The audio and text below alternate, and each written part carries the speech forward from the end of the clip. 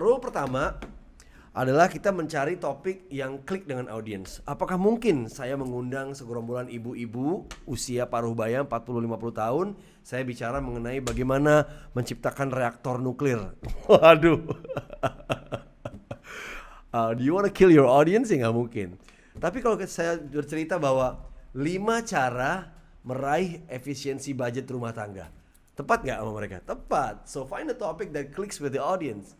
So you must understand, you must do a research, and you have to understand what the audience is, what the audience needs, what the audience seeks, ya, apa yang mereka butuhkan, apa yang mereka perlukan, ya, dan cari topik yang benar-benar klik dengan audiensnya, gitu. Tanyakan diri kita, siapa sih audiens yang akan saya sampaikan ini, ya. Siapa yang akan datang, laki atau perempuan, berapa persen laki, berapa persen perempuan, berapa persen, umurnya berapa, apa latar belakang pendidikan mereka, dan kenapa mereka mau datang di presentasi kita atau di speech kita, gitu ya. Terus apa interest mereka, apa ketidaktertarikannya mereka, apa keresahan mereka, apa ilmu yang mereka pengen dapat. So grab as much information as you can, as many points as you can about the audience. Ini yang penting banget, kita harus tahu. Karena gini, ketika kita tahu, mengenal banget audiensnya, kita jadi tahu bagaimana men-setting presentasi kita. Bahasanya seperti apa, openingnya seperti apa, kontennya seperti apa, bahkan sampai desain slide presentasi kita kan dibikin desain yang proper dan sesuai dengan target audience. Kalau ibu-ibu mungkin pakai pink-pink gitu ya, ada bunga-bunga, ada matahari, wah lukis sekali. So find a topic that clicks with the audience and ask yourself who is the audience. If you know who's showing up, you can speak to their demographic, ya. Yang kedua yang juga sangat penting di nomor 1 ini adalah, saya mau cerita apa ya? Saya mau sharing apa ya? What am I passionate about? Kalau saya harus berbicara di hadapan saudara, keluarga, kakak ibu, kakak adik, ibu, ayah, dan paman dan sebagainya, besok di acara pertemuan keluarga, saya mau ngomongin apa? Sesuatu yang saya benar-benar passionate. Oh, misalnya saya mau cerita tentang budidaya ikan lele yang lagi saya tekunin, bisnis. Ini sudah mendatangkan hasil. Saya pengen semua orang menjadi downline saya. Oh, jualan dong ya.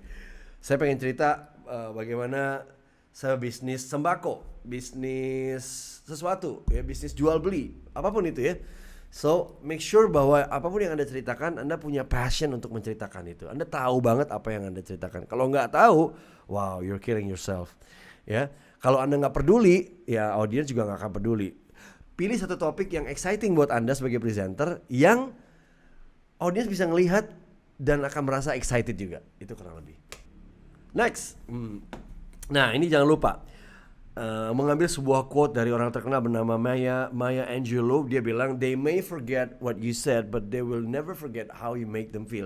So presentation is all about caring, it's all about sending or transferring emotions to the audience.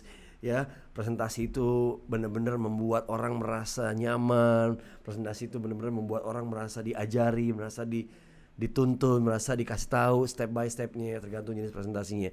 Jadi feeling ini yang paling penting, ya. Kalau saya boleh menambahkan 3 hal yang harus Anda pikirkan sebelum Anda melakukan presentasi di hadapan audiens.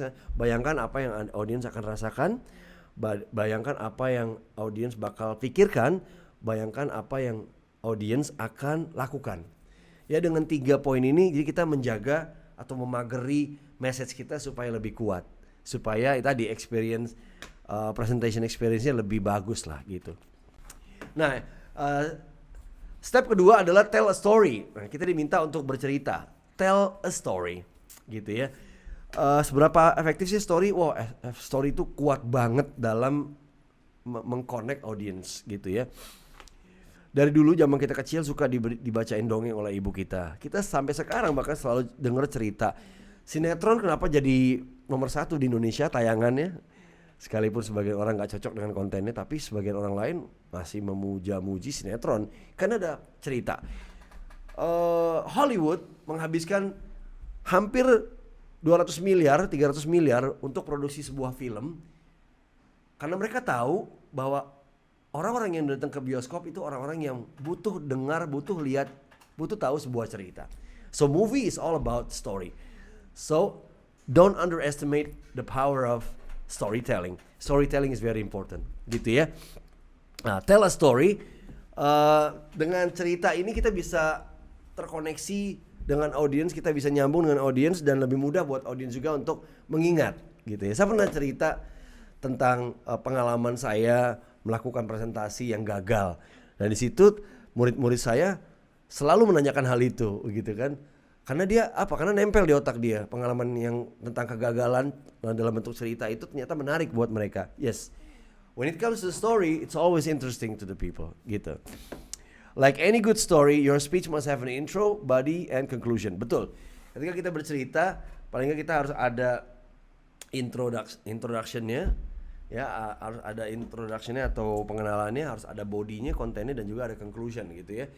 Di nomor 1, Anda akan cerita tentang problematika yang Anda rasakan. Misalnya, contoh ambil sebuah topik, saya ingin bercerita tentang bagaimana meraih sukses dalam melakukan presentasi. Di poin awal saya akan bercerita tentang diri saya pada saat saya dulu memulai karir sebagai presenter TV, sebagai penyiar radio misalnya kayak gitu ya. Saya cerita awal-awal kegugupan saya, ngomongnya terlalu cepat, sering diomelin sama bos, pendengar ngerasa nggak jelas, mumbling dan segala macam. Ya, saya cerita tentang problem saya dulu, ya. Tapi berbalut cerita, ya. Balik lagi saya cerita tentang problem saya. Nah, introduction, present a problem.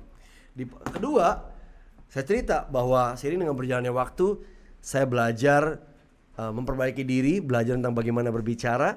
Ternyata di dalam dunia public speaking banyak banget yang kita pelajari, termasuk mengatur intonasi, termasuk mengatur artikulasi, ya, bagaimana mengatur gestikulasi, body language dan sebagainya. Saya belajar di situ, saya tekunin setiap orang yang senior yang saya temuin, saya selalu minta saran, saya selalu minta advice, saya selalu minta apapun ilmu yang bermanfaat buat saya gitu. Itu proses perjalanan saya menjadi seorang penyiar, ya kan? Dari situ saya saya jalanin. Nah, ini saya lagi menceritakan body dan konflik-konflik yang terjadi di lapangan ya karena problem tadi ya dan sebagainya. Yang kedua, nomor 2. Dan terakhir adalah conclusion ya. Dan conclusion adalah saya akan sampaikan bahwa Bapak dan Ibu untuk menjadi seorang ahli kita butuh 10.000 jam terbang menurut seorang expert bernama Malcolm Gladwell. Jadi jangan tergesa-gesa ingin sukses. Nikmati perjalanan, nikmati setiap peluang yang ada sebelum Anda menjadi seorang public speaker yang handal gitu ya. Dan untuk menjadi seorang public speaker yang handal diperlukan 5 hal. Yang pertama adalah keseriusan, kedua adalah berlatih tiada henti, yang ketiga adalah belajar selalu, yang keempat adalah menulis dan mengetahui apapun yang Anda mau sampaikan, dan kelima adalah menerima feedback misalnya seperti itu.